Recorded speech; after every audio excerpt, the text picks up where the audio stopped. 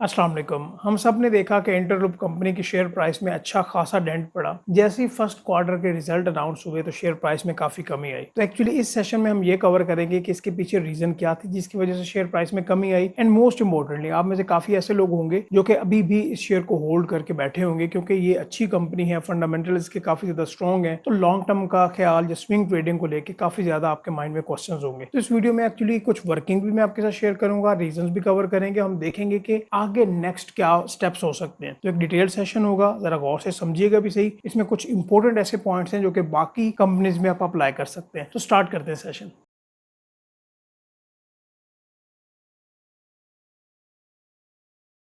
जैसे कि आपको इंट्रोडक्शन में बताया, इंटरलोप कंपनी के बारे में बात करेंगे कि ऐसी क्या रीज़न बनी जिसकी वजह से इसकी शेयर प्राइस में हमें एक अच्छी खासी कमी देखने को मिली।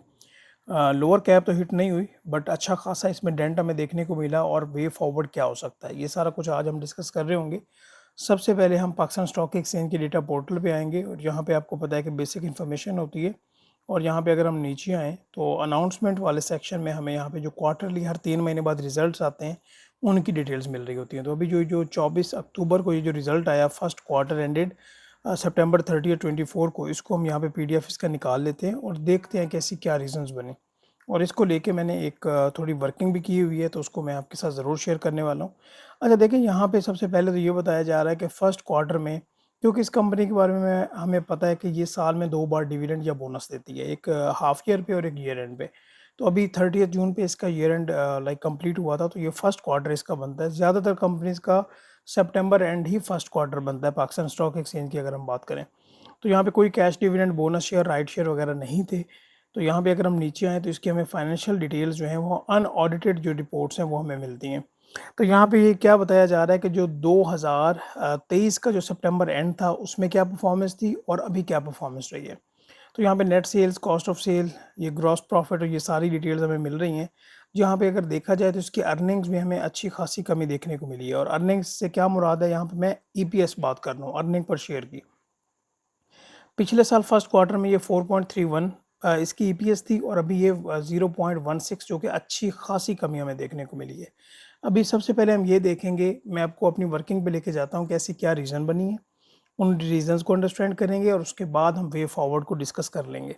तो मैं आप सबसे से रिक्वेस्ट करूँगा कि जिस तरह मैं आपको प्रीवियसली वीडियो में भी कहता आ रहा हूँ, एक प्रॉपर स्ट्रक्चर्ड प्लान पे मैं काम कर रहा हूँ और वो मैंने आपके साथ फ्री ऑफ कॉस्ट शेयर करना है। बट उसके लिए ये है कि जब तक हमारे 20,000 सब्सक्राइबर्स नहीं हो जाएंगे तो वो मैं आपके साथ शेयर नहीं करूँगा। उसके ऊपर अभी वर्किंग हो रही है तो जल्दी से आप वो अपने कंप्लीट करने हैं, कोई उसकी चार्जेबिलिटी नहीं होगी, ठीक है। तो ये मैंने एक्सेल में एक्चुअली वही डेटा जो अभी हमने निकाला था पीडीएफ में, वही मैं यहाँ पे लेके आया हूँ। तो यहाँ पे ये देखिएगा कि फर्स्ट क्वार्टर एंड सितंबर 24 अभी का जो रिजल्ट आ रहा है वो यहाँ पे मेंशन्ड है। और ये जो पिछले साल सितंबर 23 का जो फर्स्ट क्वार्टर था ये उसका डेटा है। सबसे पहले हम देखेंगे नेट सेल्स को, कॉस्ट ऑफ सेल्स को, ग्रॉस प्रॉफिट को।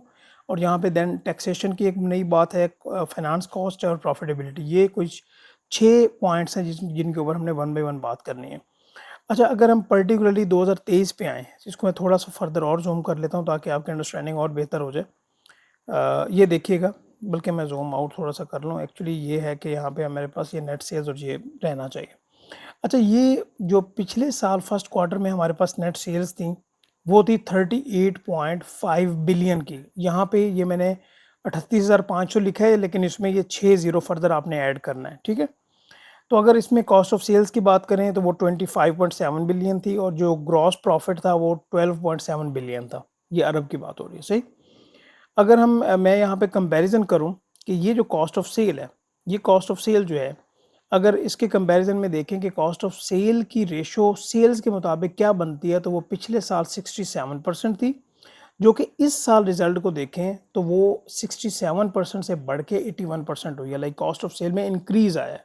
लाइक मिसाल के तौर पे कंपनी जो भी मैन्युफैक्चरिंग करती है उसकी कॉस्टिंग में इंक्रीज आ गया, जो कि एक अच्छी बात नहीं है। फर्दर अगर हम देखें तो ग्रॉस प्रॉफिट पिछले साल फर्स्ट क्वार्टर में जो सेल्स थी उसकी रेशो थी 33% और अभी ये 2024 के मुकाबले में 19% रह गई है। ग्रॉस प्रॉफिट में हमें कमी देखने को मिली है और कॉस्ट ऑफ सेल में हमें इंक्रीज देखने को मिला। ये दोनों बातें ही नेगेटिव हैं।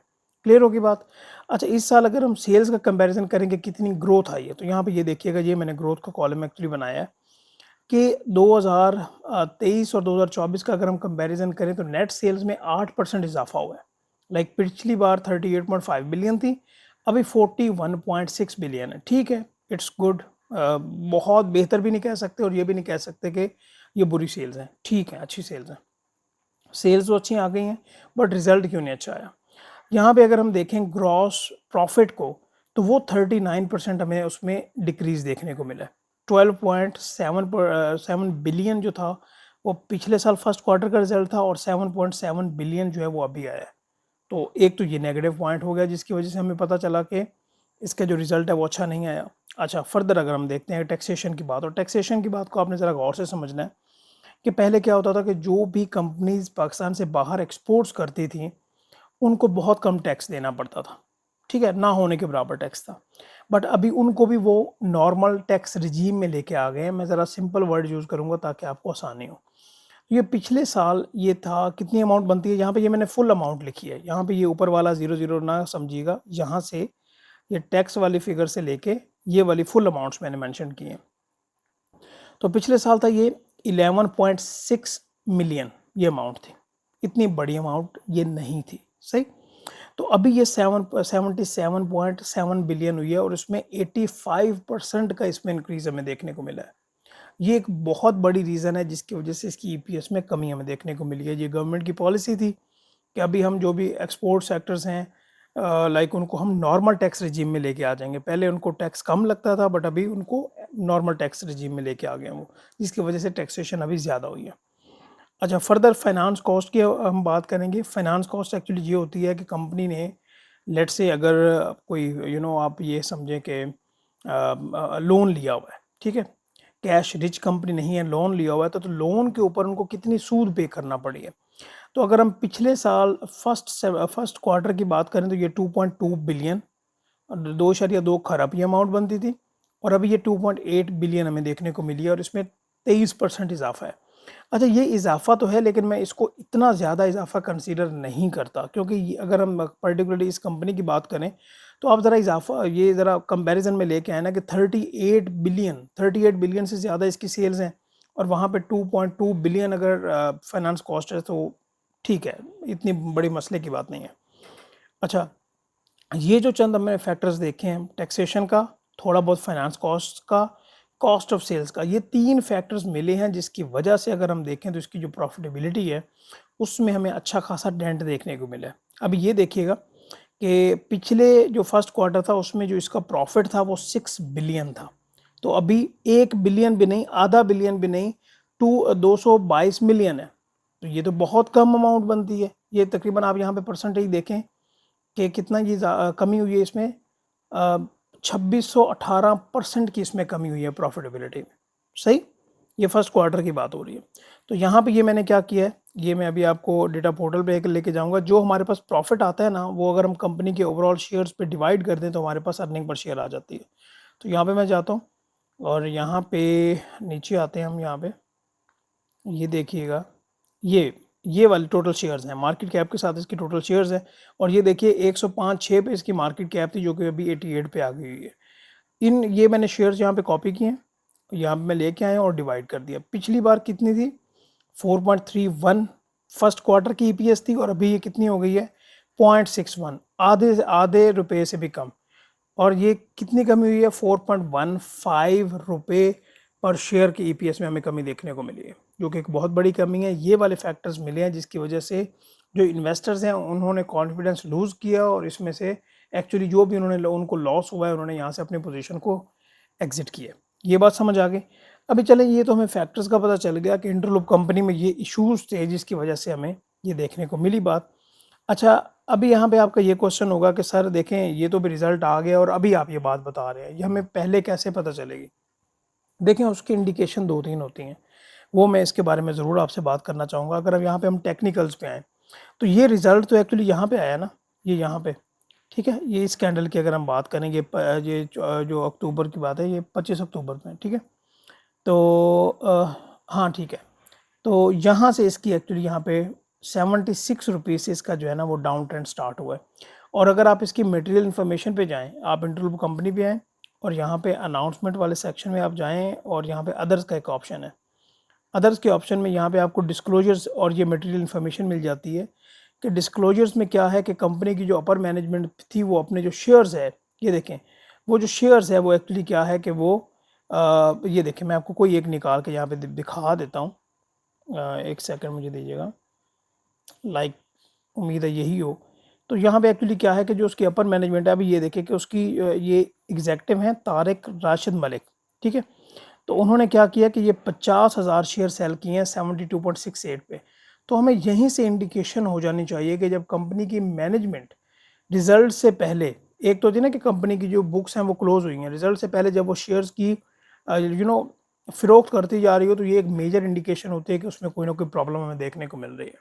सही बात है, ये बात आपको पहले से पता होनी चाहिए। अच्छा, ये वाली बातें आपको तभी पता चलेंगी जब आप एक स्ट्रक्चर्ड प्रोग्राम का हिस्सा बनेंगे, जो कि हमारी तरफ से बिल्कुल फ्री ऑफ कॉस्ट होगा। कोई आपसे पैसे हमने नहीं लेने, बट उसके लिए आपको हमें लाइक ग्रोथ वाइज हमें सपोर्ट करना पड़ेगा, ठीक है। तो हमने कोई ना कोई कम्युनिटी का भी कोई ना कोई ज़रिया ज़रूर बनाना है। चलें, ये वाले फैक्टर हो गए कि एक तो हमें यहाँ पे सेलिंग दिखेगी टेक्निकल्स पे, और कंपनी की जो मटेरियल इन्फॉर्मेशन है या डिस्क्लोजर्स हैं उनसे भी हमें इंडिकेशन अच्छी खासी हो रही होगी। अच्छा, क्लियर होगी बात। अभी सर लेट्स से आप इसमें शेयर्स होल्ड करके बैठे हुए हैं, चाहे वो 10,000 के हैं या 1 मिलियन के, वट। अभी नेक्स्ट वे आउट क्या है, यहाँ पे टोटली डिपेंड करेगा कि आपका माइंडसेट क्या है। अभी क्या मतलब माइंडसेट का, यहाँ पे मैं इसको ज़रा वीकली पे लेके जाना चाहूँगा और फिर इसको मंथली टाइम फ्रेम पे लेके जाना चाहता हूँ। चलें वीकली भी कर लेते हैं, इट्स ओके, ठीक है। पहले माइंडसेट को देखना पड़ेगा कि आपका माइंडसेट अगर तो है ट्रेडिंग का, स्विंग ट्रेडिंग का, ठीक है, तो फिर आपको ये वाला जो स्टॉक है, आपको यहाँ पे लॉस हो रहा है तो आप उसको लॉस को बर्दाश्त करना है। अगर आप एक लॉन्ग टर्म इन्वेस्टर हैं, जो कि मैं ऑलरेडी आपसे कहता आ रहा हूँ कि हमेशा लॉन्ग टर्म की तरफ जाया करें, आपको बेनिफिट होगा, तो फिर आपको इतना ज़्यादा परेशान होने की ज़रूरत नहीं है। बल्कि यहाँ पे आपको क्या करना चाहिए और कितना आपको वेट करना चाहिए, देखें, आपके पास ये भी ऑप्शन होगा कि आप इस स्टॉक से निकाल के किसी ऐसे स्टॉक में इन्वेस्ट करें जिस तरह एफएफसी है, ओजीडीसीएल है, इफर्ट है, एटीआरएल है। ये काफ़ी ज़्यादा, अभी की बात करें तो काफ़ी ज़्यादा बेहतर परफॉर्म कर रहे हैं। एक ये भी ऑप्शन है। दूसरा ऑप्शन ये है कि आप इसको होल्ड करें और इसकी प्राइस को ज़रा सेटल होने दें, और फिर, अब मैं एजुकेशनल पर्पसेस के लिए बात कर रहा हूँ, फिर मैं आपको बता दूँ, इसको ये ना समझिएगा ये इन्वेस्टमेंट वाइज है। अगर मैं होता, मैं अगर लॉन्ग टर्म इन्वेस्टर हूँ, तो मैं क्या करता, मैं इसकी प्राइस को नेक्स्ट एक आध दिन देखता, इसको मैं सेटल होने देता कि ये स्टॉक कहाँ पे सेटल हो रहा है, ठीक है। सेटल होने के बाद मैं इसमें और एकम्युलेशन करता, क्योंकि मुझे पता है कि इस कंपनी की काफ़ी ज़्यादा कंट्रीब्यूशन है, इस फंडामेंटली कंपनी काफ़ी ज़्यादा स्ट्रॉन्ग है। अभी कुछ इश्यूज़ हैं जो कि ऑब्वियसली सॉर्ट आउट हो जाने हैं, इंटरेस्ट रेट में भी कमी आ रही है, फाइनेंस कॉस्ट भी फर्दर कम होगी। तो क्या है कि इसने दोबारा अपने यहाँ पे इस लेवल पे आना है, ठीक है। तो मैं अगर अगले 1 से 2 क्वार्टर्स का रिजल्ट देखूं और इसको मैं होल्ड करूं, तो मैं गुड टू गो। तो ये मैंने आपको एक वे फॉरवर्ड अपने एंगल से भी बता दिया, ठीक है। डिसीजंस आपके अपने हैं। ये एक मैंने एजुकेशनल पर्पस के लिए वीडियो बनाई है, ताकि आपको पता चले कैसे कौन से फैक्टर्स होते हैं जिनकी वजह से आपको पता चलता है। और दूसरी बात, इनसाइड न्यूज़ है, ठीक है, जो कि बहुत गलत भी हो सकती है, वो प्लस भी हो सकती है, बट जो रियल बातें वो मैंने आपको बताई हैं। इनसाइड न्यूज़ से आपको पता चल सकता है कि भाई आगे फ्यूचर में क्या होने वाला है, ठीक है। तो जनाब अपना ख्याल रखिएगा और चैनल को अपने भरपूर सपोर्ट करना है। तो इंशाल्लाह ताला हम फ्यूचर में बात करते रहेंगे। Thank you so much. अल्लाह हाफ़िज़।